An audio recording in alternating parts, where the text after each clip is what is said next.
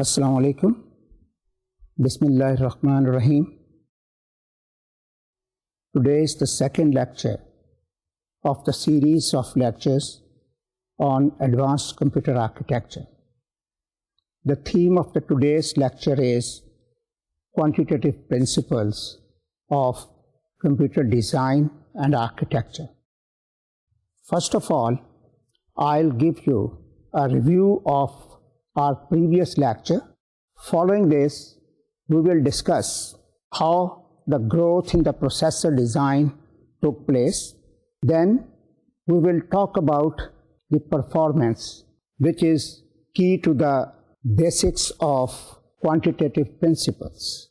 Here we will make a detailed discussion on to the price versus performance based analysis and advancements in computer architecture.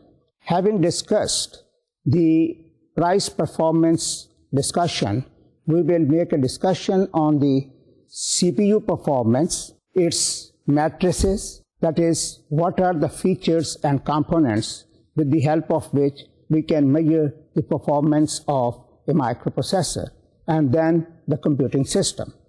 Then we will be talking about the benchmark suits which are available to analyze the performance of the system.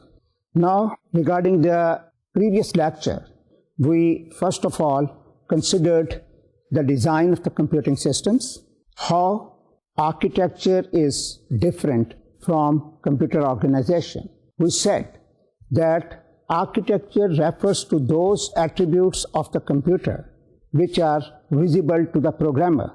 For example, what is the instruction set architecture? What are the addressing modes of the memory? What are different techniques and mechanisms which we can use for input-output operations? How memories are being developed? Our memories are being used. Whereas organization is something that refers to those features which deal with the implementation of the computing system. For example, how the control signals are being generated, whether we are using the finite state machine approach to design the control signals, or we are using the microprogramming techniques to generate or design the control signals. Then we discussed briefly the history of computer development, wherein we said that the computer development has its infancy in the early 1940s, that is around 1944, when John von Neumann gave the concept of stored program, and this process of developments in the computer started. Then it was up to 1949 when the academic developments continued, and then people started developing the computers at the commercial level. The tendency at that time was to develop supercomputers, mini computers, mainframe computers. That is the big computers was the main tendency. Then this trend changed to develop the fast computers. And these computers at that time were very, very expensive. For example, when the first computer for the commercial purposes was developed, it was costing around $1 million, but it was capable of handling only a few instructions as compared to the present day's computer. It was in 1971 when the introduction to the microprocessor was made, and based on these microprocessors, the new era of small size computers started. Considering after making these discussions, then last time we discussed the design perspectives, wherein we said there are 4 basic design perspectives: the design of a processor, the design of the memory hierarchy systems, the design of input-output storage systems, and multiprocessors and networks. In the processors, we said how the design of an instruction set architecture takes place. what is instruction level parallelism, how the caches are introduced inside as a built-in component of the microprocessor, that is the level 1 cache. Then multi-level memory hierarchy system was discussed, wherein we talked about multiple level caches, and then the virtual memory system, the use of different types of memory elements for the whole system design. Input-output storage devices were also discussed in detail. Then we discussed the computer design cycle, wherein we said that the computer design cycle is basically depending upon three major components, that is the technology trends, performance, and the cost. The decisive factors for rapid changes in the computer development have been the performance enhancement, price reduction, and functional improvement. This is what we discussed last time. So today, now we will start with the discussion on the growth in the performance of a processor. For this, we will refer to the graph shown in this following diagram. Here you can see that the supercomputers and mainframe computers costing millions of dollars and occupying excessively large space prevailing of the computing in 1960s, they were replaced by relatively low cost and smaller sized mini computers in 1970s. In 1980s, very low cost microprocessor based desktop computing machines in the form of personal computers and workstations were introduced. The growth of processor performance since mid-1980s have been substantially high than in earlier years. Prior to the mid-1980s, microprocessor performance growth was averaged about 35% per year. As it is clear from the graph, by 2001, the growth raised to about 1.58 per year. The price performance design is our next topic. Here we will talk about the technology improvements. The technology improvement is used for the increase in performance and reduction in the price. However, the relationship between the cost and the price is very complex. Now let us see what is the difference between cost and price. The cost is the total amount spent to produce a product. For example, in order to produce an integrated circuit chip, we have to pass through number of steps, and each step there is some cost. For example, the cost of design, the cost of equipment, the cost of number of other parameters. That is the total cost of the product, whereas price is the amount for which the product is to be sold, and it is usually referred to as the list price. The cost passes through different stages before it becomes price. A small change in the cost gives rise to a large effect onto the price. If we want to compare the price and the cost, we have to see what are different components of the cost. Cost can be divided into different components, such as the manufacturing cost, which is the total amount spent to produce a component. A component cost is the cost at which components are made available to the designer. In other words, we can say that cost of the raw material. It ranges from 40% to 50% of the list price of the product. This is quite visible from the graph, which you can see from here.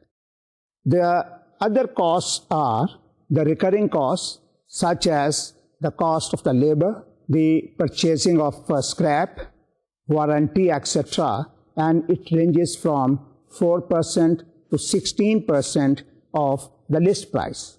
Then, before calculating the list price, we also have to add the gross margin. The gross margin is, in fact, the non-recurring cost and the cost of R&D, the marketing cost, the cost of the sales, equipment, rental, the maintenance, financing cost, and pre-tax profits, as well as the taxes. Whereas the list price is the amount for which the finished good is sold. It includes average of discount, which ranges from 15 to 35% of the whole volume discount or the retailer's discount. The cost-effective design of an integrated circuit, it can be considered by considering these three major factors. That is the yield of the component, the volume, and the feature size. Yield is the percentage of manufactured components which survive during testing. As we discussed earlier, that IC design is a very complex process and it has got a very little yield.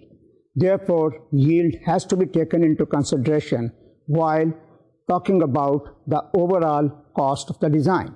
Volume is another parameter or another factor which affects the list price. More is the volume, smaller is the list price, which means that if we have to manufacture large number of components, initial design cost will remain the same. Therefore, the list price of the component will be smaller. Feature size is another most important parameter.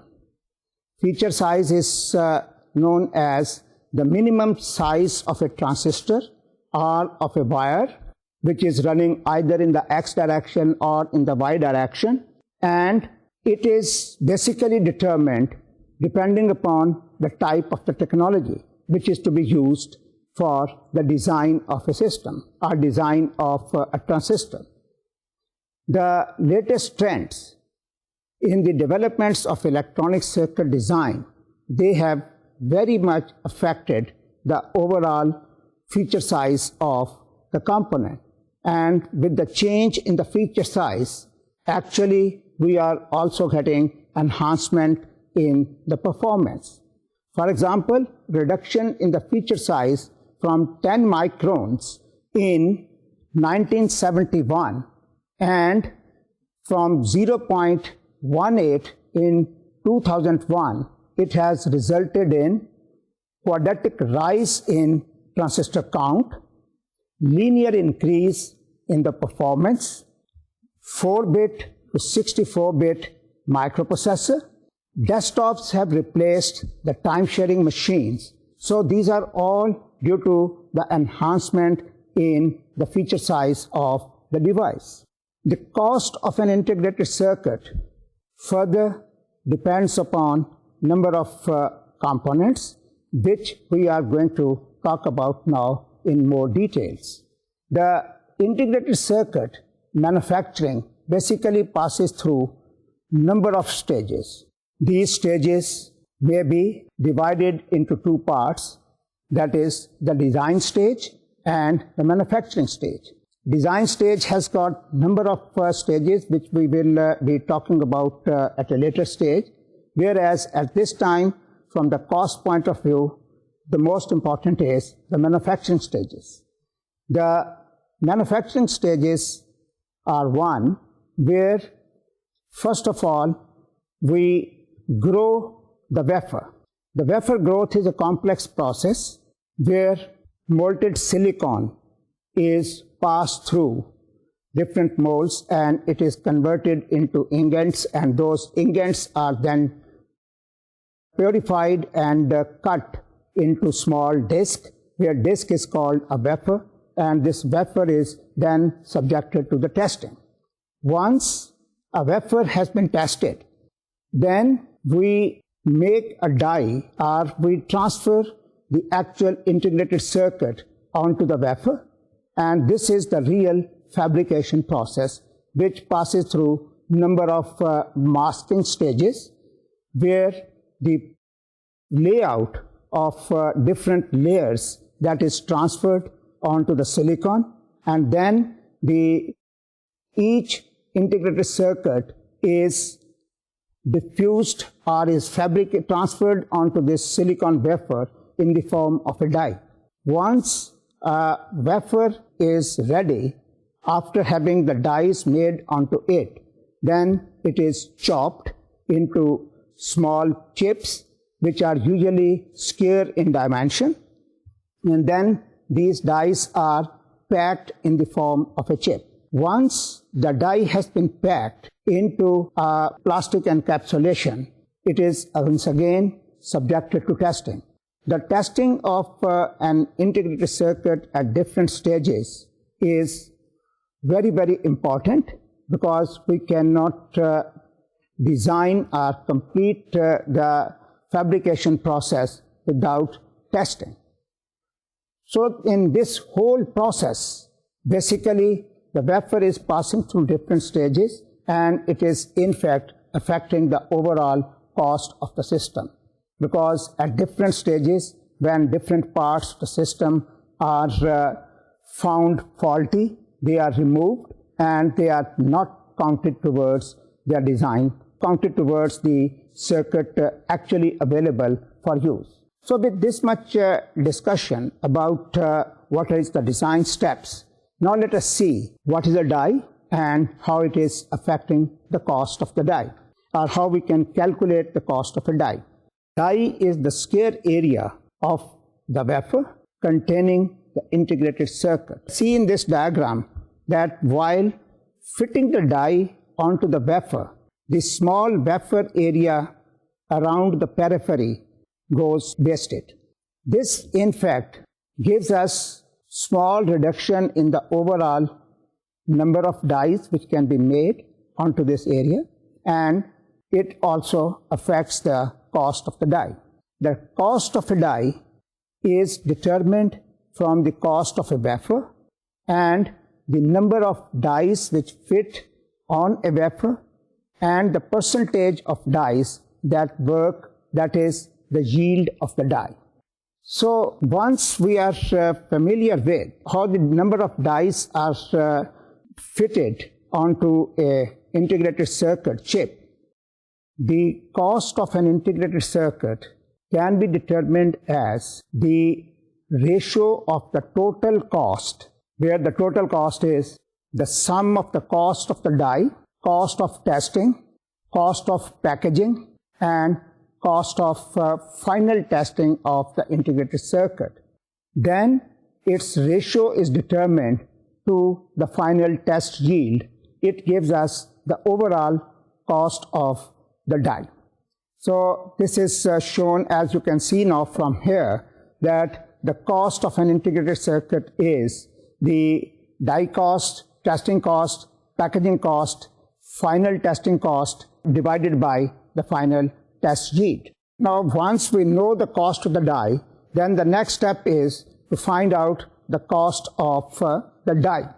The cost of a die is the ratio of the cost of the wafer to the product of the dies per wafer and the die yield. As you can see it from here, the cost of a die is cost of the wafer divided by dies per wafer multiplied by die yield.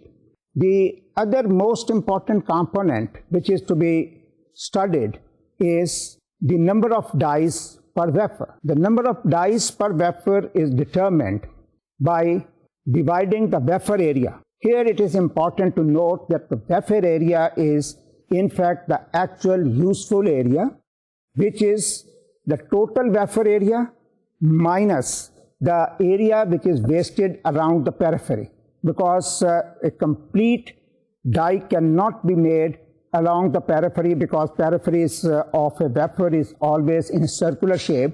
Therefore, it is not possible to fit a complete square around the periphery. Therefore, while determining the total number of dies per wafer, we have to find out the useful area and divide it by the die area. This gives us the overall total number of dies per wafer.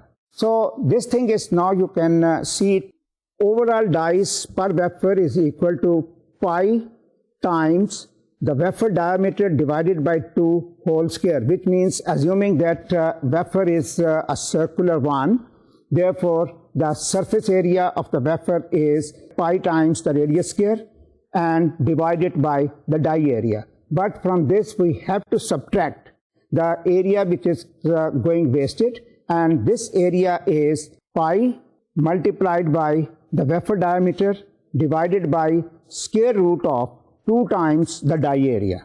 This value has been calculated by actually considering the overall wasted sections around the periphery, and we can find out this from this particular case. So let us consider a numerical example for this purpose. Here we assume that we want to find that for a die of 0.7 centimeters on a side, find the number of dies per wafer of a wafer of 30 centimeters diameter. So you can calculate basically the overall total number of dies in this example by first determining the area of the wafer, which is equal to pi r square over 2. It is pi r square is the area of the wafer, and it is equal to pi times 30 centimeters divided by 2, which is the radius, and square of this value gives us the area of the wafer divided by the area of the die.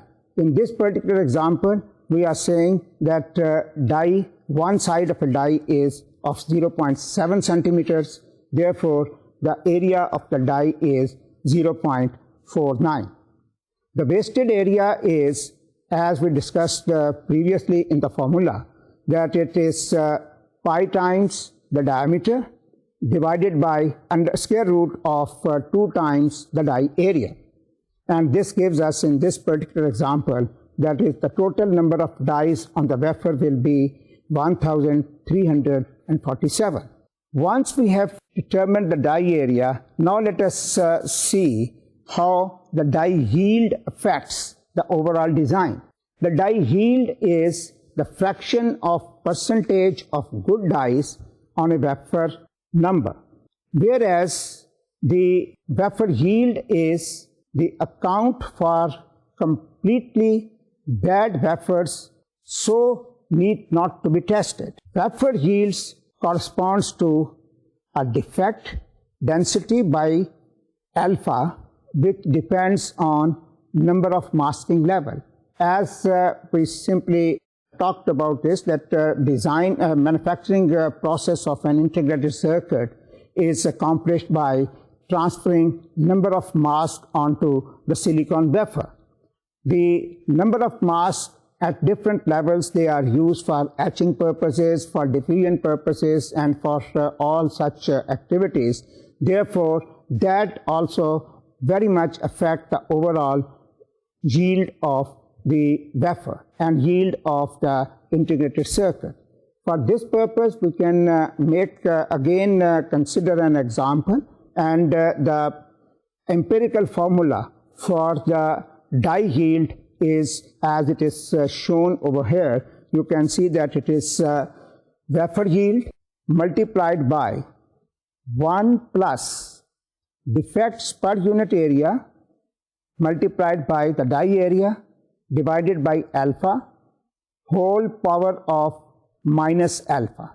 This shows that basically the wafer yield is depending upon the value of type of the mask levels which are used and the number of mask levels. The value of this alpha for CMOS circuits is equal to 4. Assuming this value to be equal to 4, let us consider this example and find out the value of the yield of the die. A yield of a die, where we can say that in this example we are assuming that die is of 0.7 centimeters on each side, the same die which we considered in the previous example, the defect density value is equal to 0.6 centimeters square. So considering this value, we can substitute it in the above formula, and this gives you a value equal to 0.75. Now let us discuss what is a performance, because it is most important to study the performance-based design. The role of performance is multidimensional in the computer studies.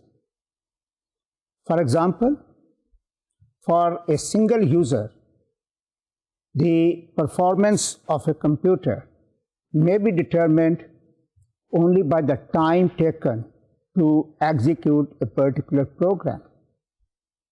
Whereas for an in charge of the design center, the performance of the design center may be determined by how many jobs can be finished in the specified time. This time may be, say, a few minutes, or it may be a few hours, or it may be one day, or it may be 1 month. So these are two different types of definitions which we can consider for defining the performance. So it all depends upon the environment, which type of environment we are talking about, and how we determine the performance. For this, let us consider the example.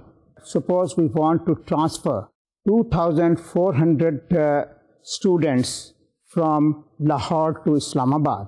Now, they have to be transferred, say, in a specified time of, say, only 5 hours. One has to look into this, that what is the best cost performance type of method which can be used for this purpose. Whether one has to transfer them by using aeroplane, or it has to be transferred by using the train. If you look into this table, you can see that suppose the train takes 4 hours from Lahore to Islamabad, or from Islamabad to Lahore, and whereas a plane takes 45 minutes for the same journey. But the number of passengers which a train can carry, that may be, let us suppose all 2,400 passengers may be carried in one go, whereas plane may have maximum capacity of 300 passengers at a time.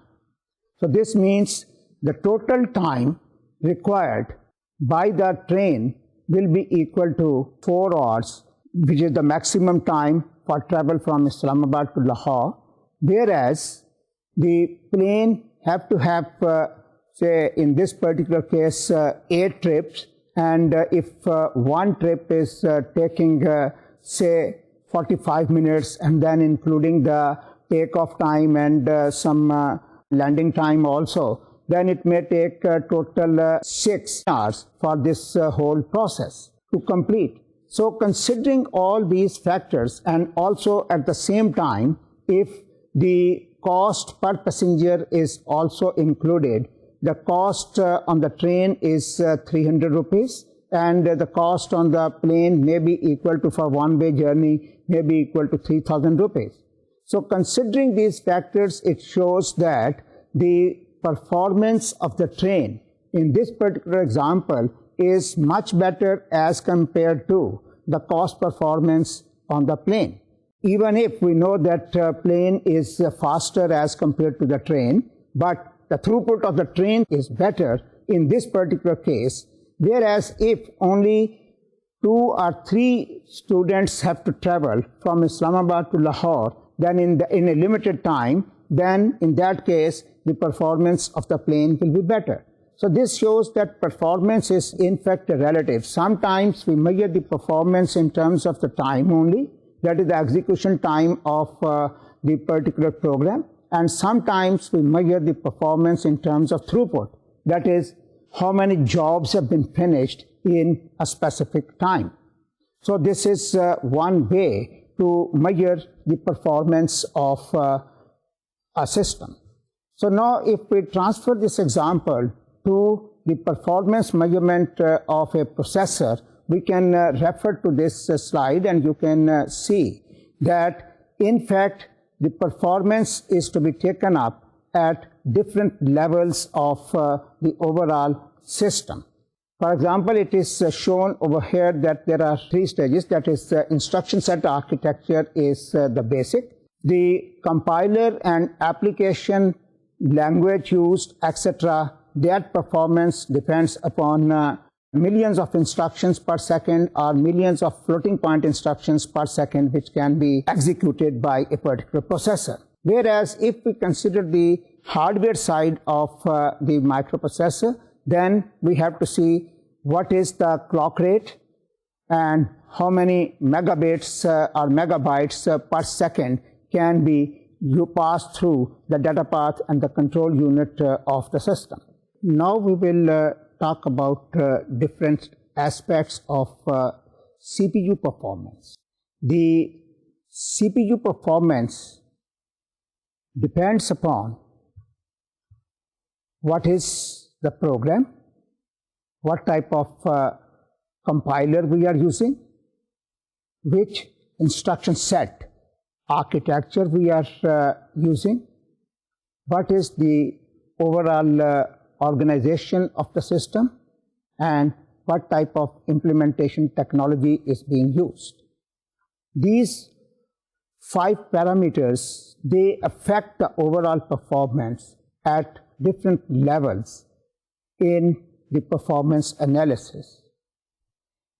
The other factors which are important in determining the performance of a CPU are what is the instruction count, what type of instructions are being used, how many clock cycles per instructions are required, and what is the clock rate.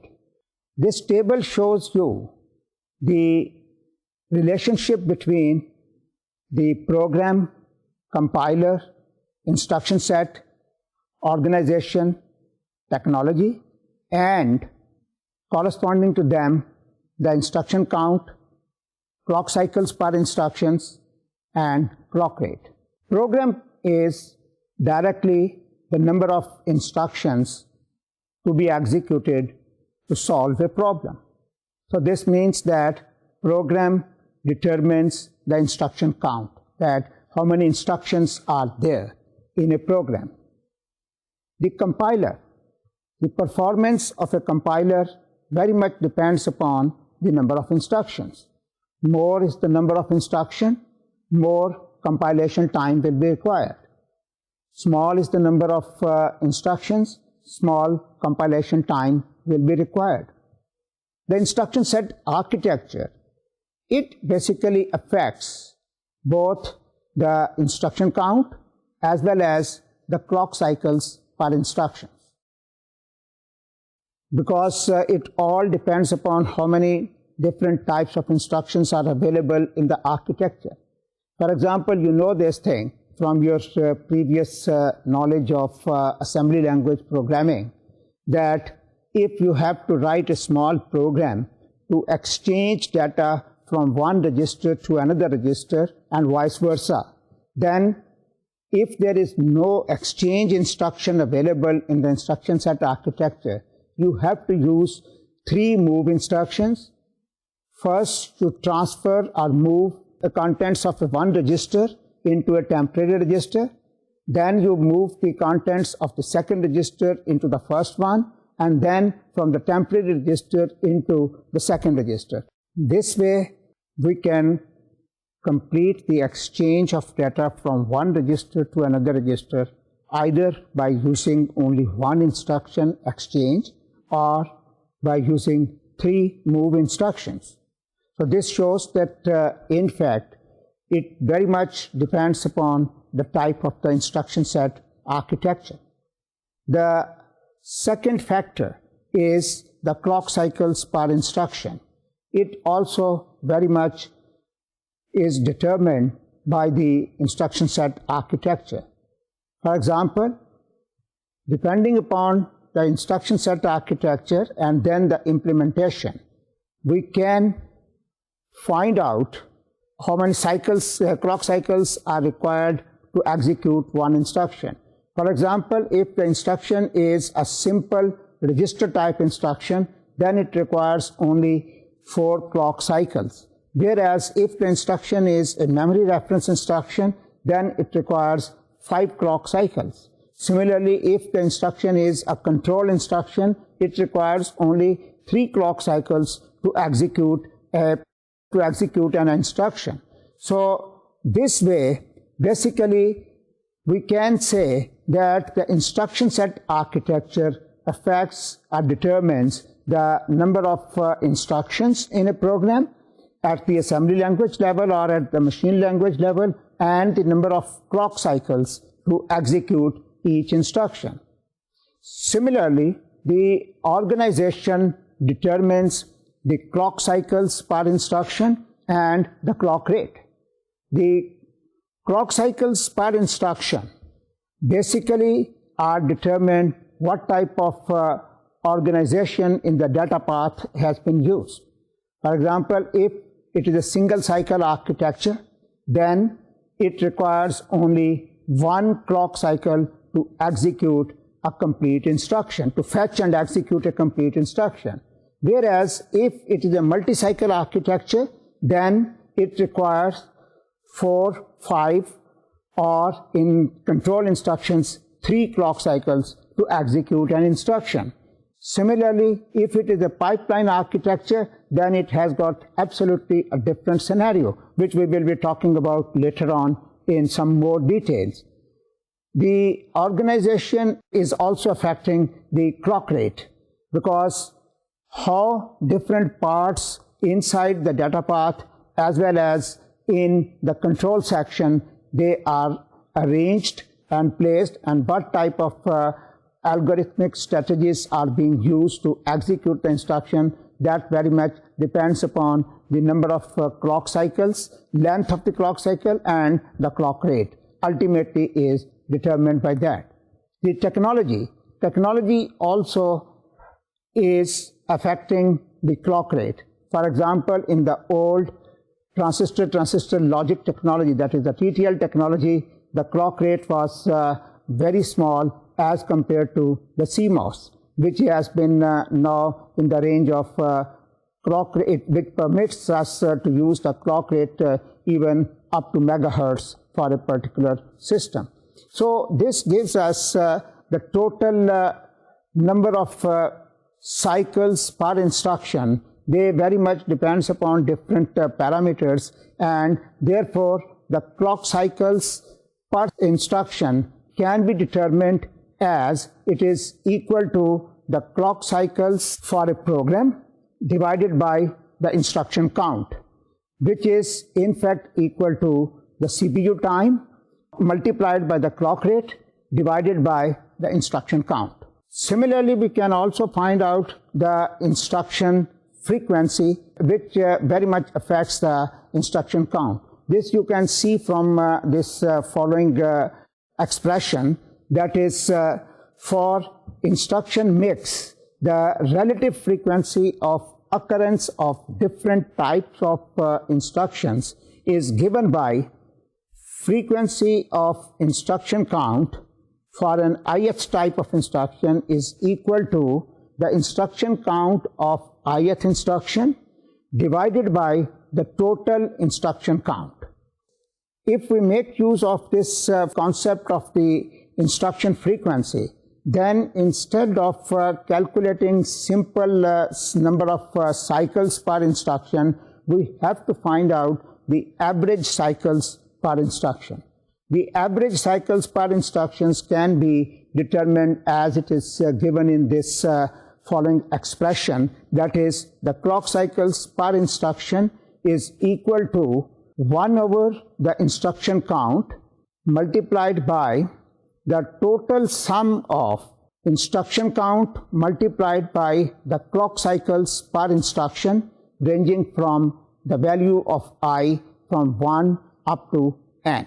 So this formula now can be used to calculate the value of the average frequency of instruction count, and we will make it clear with the help of this following example. In this example, we can see that depending upon the frequency of different types of instructions which may be written in a program.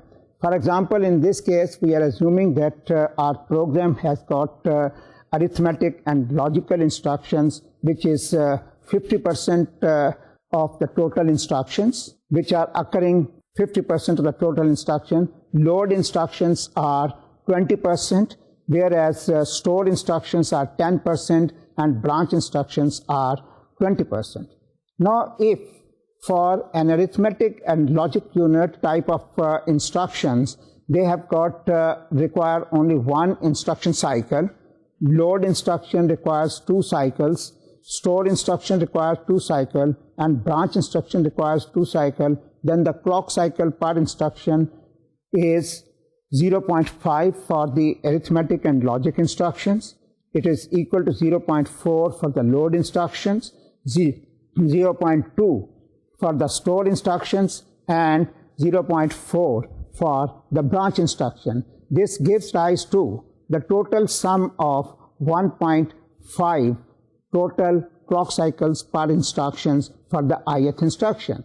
And corresponding to this, the percentage time is also varying. That is, of the total time, 33% of the time is spent for the ALU type of instructions, 27% of the time is spent for the load instructions, and 13% of the time is utilized for the store instruction, whereas 27% of the time is utilized for the branch instructions. So this shows that we can find out the value of, depending upon the frequency of the instructions, the overall execution time that varies. Now, this is one way of calculating the clock cycles per instruction, whereas in fact we can find out the clock cycles per instructions by using 3 different techniques, namely the arithmetic mean time. The arithmetic mean time is in fact the average of the total time of different types of instructions which are used in a program, and it is given in this formula. It is equal to 1 over sigma time I, where I varies from 1 to n. Weighted arithmetic mean time is 1, where we assign different weight for different types of instructions. That is, how many one type of instructions are there and what is the time associated with that. And for this matter, we can find out the weighted arithmetic mean time is in fact sigma of or sum of the weight multiplied by the time for the ith instruction for I ranging from 1 to n. There is another way which may be used to find out the cycles per instruction, and that is, instead of taking the arithmetic mean, we calculate the geometric mean time. The geometric mean time, as it is given in this expression, is equal to pi times execution time ratio of ith instruction, where I ranges from 1 to n. And this is quite clear from here. So far we have been talking about the performance of the microprocessor. What are different parameters and different factors for the performance. Now we will be talking about the performance comparison. In order to have a comparison of the performance of different microprocessors, there are different techniques which are used. The most commonly used method is to use a benchmark or a program which is specifically chosen to measure the performance of a particular system. There are in fact 5 different levels of such programs. These are in the descending order of their accuracy, the real-time applications. So we can select one particular program, which is in fact the real-time application. We can run that application, and then the same application is run onto the computer or the processor under test, and then we can compare the performance of these two with respect to the first one.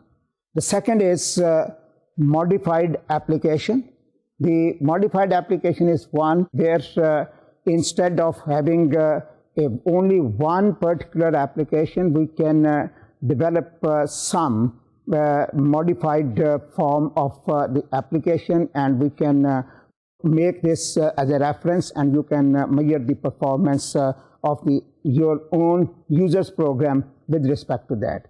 Sometimes we develop some kernels, which are the management programs, and these programs are used for this type of performance measurement. So there are certain types of benchmarks which are known as the toy benchmarks, and these are small programs which are used for this particular performance comparison. The synthetic benchmarks are those where different performance can be measured with the help of a pre-developed benchmark. However, it was in the beginning, there was no standard method available for the performance measurement.